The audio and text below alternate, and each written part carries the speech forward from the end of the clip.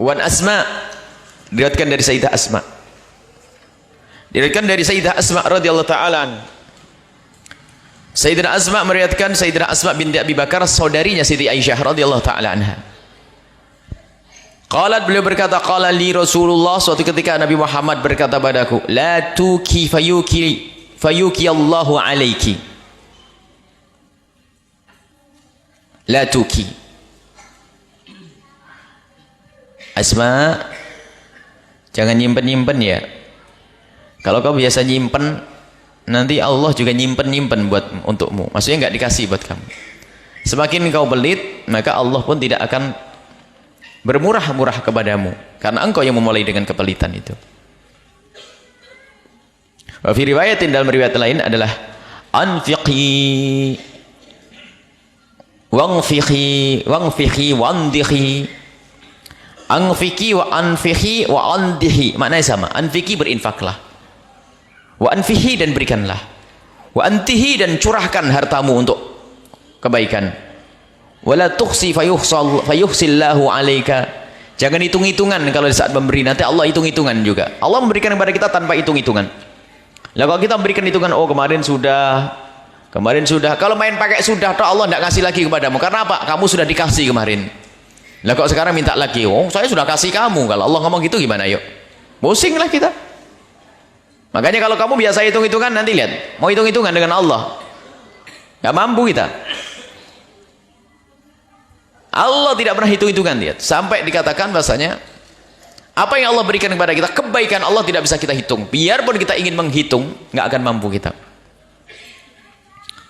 Wala tu'i fayu'iyallahu 'alaika. Jangan engkau menghalangi hartamu untuk sampai kepada orang lain, maka Allah akan halangi kekayaan sampai kepadamu. Aliki Siti Aisyah Ismail muttafaqun alaih. Makna wangfiqi bil ha'il muhmalati wa makna anfiqi wa kadzalika andihi. Makna anfiqi andihi itu sama, maksudnya berikan. Ini adalah peringatan untuk Sayyidah Asma binti Abi Bakrin. Sayyidah Asma, ini Sayyidina Abu Bakar itu diberi oleh Allah kenikmatan punya putri-putri itu pejuang-pejuang. Sampai pengembala kambingnya itu pejuang. Di zaman hijrahnya Nabi SAW, beliau punya pengembala kambing, budak yang bersama beliau itu diikut sertakan. Jadi hijrahnya Nabi ini adalah pejuang paling utama adalah Sayyidina Abu Bakar As-Siddiq. Sayyidina Abu Bakar menemani Sayyidah Asma nanti yang bakal mengirim makanan Nabi di saat berada di gua. Kemudian kambing-kambingnya dengan budaknya itu yang menghilangkan jejak Nabi SAW di saat berjalan, agar hilang jejaknya sehingga orang-orang kafir tidak bisa mengejar. Nah, ini dipilih oleh Allah dengan keberuntungan semacam itu. Ada lagi manusia pilihan juga yang luar biasa, adalah Sayyidina Imam Ali bin Abi Thalib, yang mendapatkan tugas untuk menempati di tempatnya Nabi SAW, dan taruhannya adalah nyawa. Sebab kalau orang kafir pada marah, tentu Sayyidina Imam Ali akan dibunuh. Akan tapi demi keselamatan Nabi Muhammad, harilah menempati tempatnya Nabi SAW. Itulah para sahabat-sahabat di dalam perjuangan membela Rasulullah SAW. Dan Sayyidah Asma inilah, Sayyidah Asma, saudarinya Sayyidah Aisyah radhiyallahu ta'ala anha.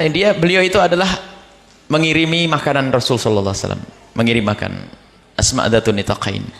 Beliau itu adalah ngirimi makanan, dan wadah makanan itu perlu diikat, tidak ada pengikatnya. Akhirnya demi keamanan makanan tersebut, diambillah ikat pinggangnya, dibelah jadi dua untuk mengikat, sampai Rasulullah tersenyum melihat ini. Ini apa ini? Ini adalah ikat pinggangnya Asma yang dibelah. Akhirnya Sayyidah Asma diberi Asma dzatun nitaqaini. Asma adalah yang punya ikat pinggang dibelah dua itu.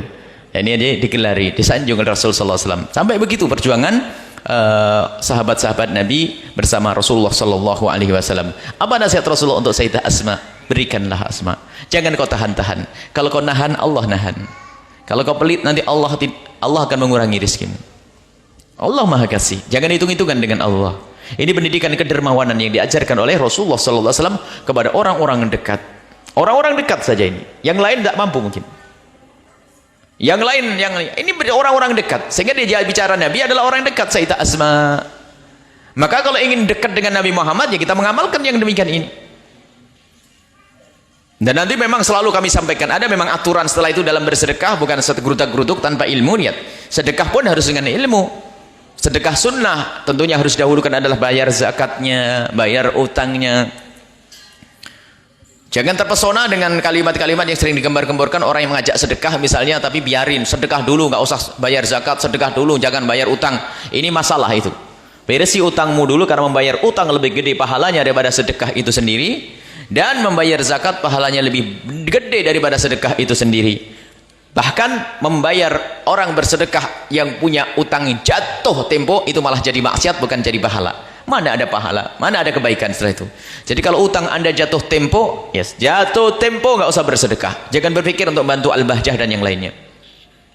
Akan tapi kapan Anda sudah punya utang atau tidak punya utang, atau punya utang tapi belum jatuh tempo, maka bolehlah Anda saat itu untuk mengamalkan yang demikian ini. Ini harus disampaikan supaya tidak orang ngawur. Membaca hadis urusan nafkah, urusan sedekah, tanpa bimbingan, tanpa ilmu, tak taunya sedekahnya malah menjadi maksiat. Dan begitulah disabdakan Nabi, kalau orang punya amal tanpa ilmu, maka ketahuilah bahayanya lebih banyak daripada faedahnya. Bahkan bisa saja melakukan kemaksiatan dikira itu adalah sebuah kebaikan, sebuah amal ibadah. Wallahu a'lam bissawab.